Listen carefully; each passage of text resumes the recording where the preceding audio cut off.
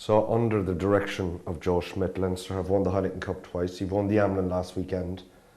But the one trophy that's eluded you is the Rabo. Yeah.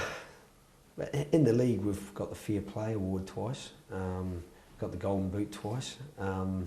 So we've got some reward there, but obviously not the one we want.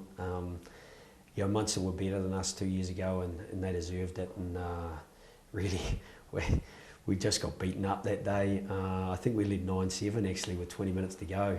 I'm not quite sure how. We were hanging on, but they scored 2 tries and deserved it.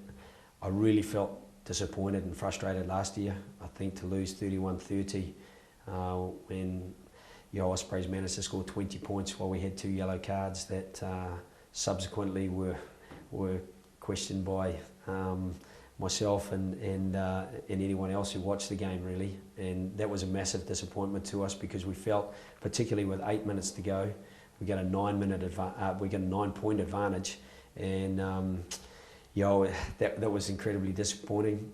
But at the same time, as a coach and a player, that those things happen and you can't dwell on them. And usually you've got a game the next week and you don't dwell on them. But then we had to spend the summer. That's probably why that one's kind of stuck, because we had to spend the summer thinking of the what ifs, the maybes.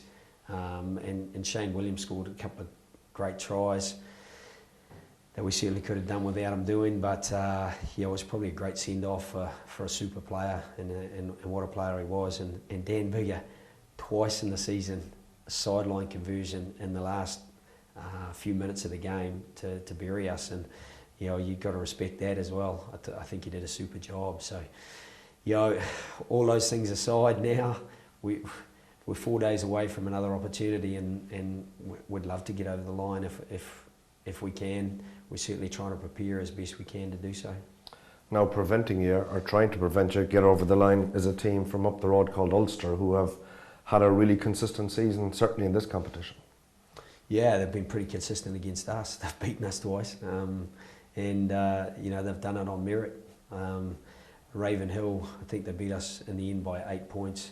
It could have been 18. They really were quite a bit better than us that day. And I remember in the press conference afterwards, it was the first time that, certainly in my time in Leinster, we'd lost 3 games in a row. We'd lost back-to-back to Claremont, and then we lost to Ulster. And I just said, look, we're still a good team. We'll be back.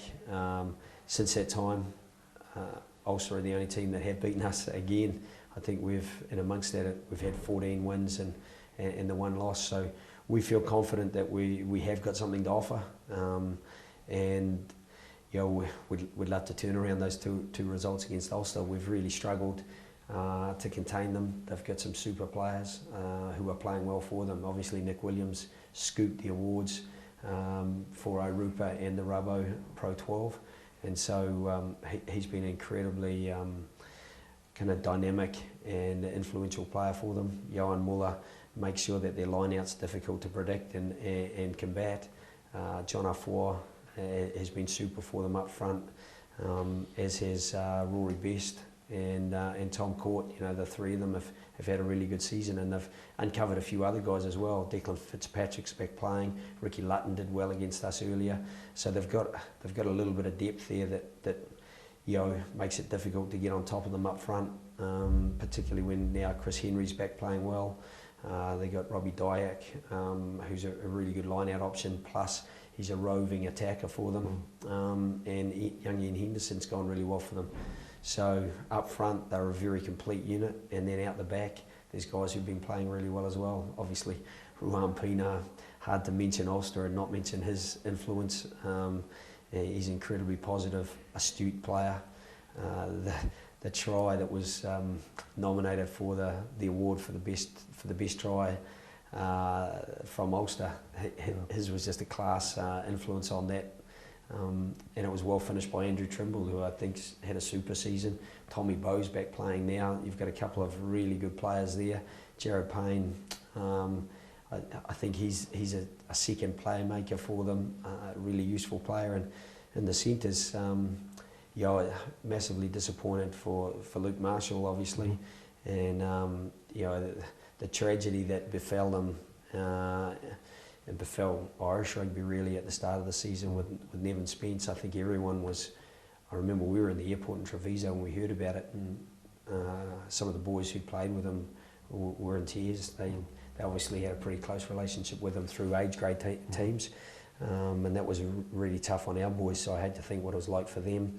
But it has also given an opportunity to Stuart Olding, who's been super for them, and Darren Cave has been super consistent and consistently on the front foot, causing trouble for opposition. So, going right through their 15, it's very hard to spot a weakness. Final question: excited or nervous about Saturday? Yeah, nervous excitement probably, Michael. It's a big day. We're in the RDS, which means that it's a place we know pretty well. But then Ulster, they came down and beat us last time they were there, so it's not a place that they'll unduly fear. I think they've been the progressive team over the last 3 years. I know we played them in the semi-final 3 years ago, and I think we won that 18-3 from memory. And I don't think it was ever a result that was going to be turned around. I know Luke Fitzgerald scored late. It was 11-3 for a long time, and then Luke scored under the post. Unfortunately, he won't be there on Saturday. But then last year, they just dipped out in the league, but they went to a Heineken Cup final. It's a pretty good step forward. And now this year, they found it tough against Saracens away in the quarter final rather of the Heineken, but they've deservedly been top of the table in the league and now playing the final. And for them, it's probably a little bit frustrating that it's a home game for them and it's not in Ravenhill because they're behind in the building of it.